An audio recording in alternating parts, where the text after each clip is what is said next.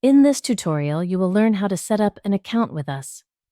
First, open the main menu by tapping the menu icon located in the bottom left corner of the screen.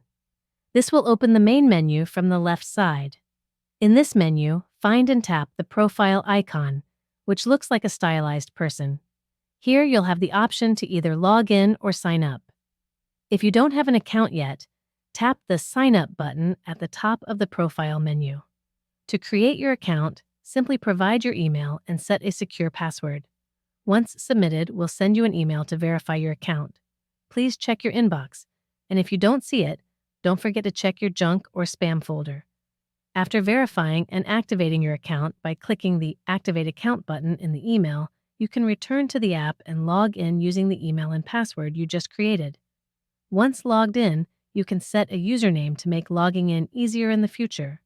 From now on, you can log in with either your username and password or your email and password. And that's it.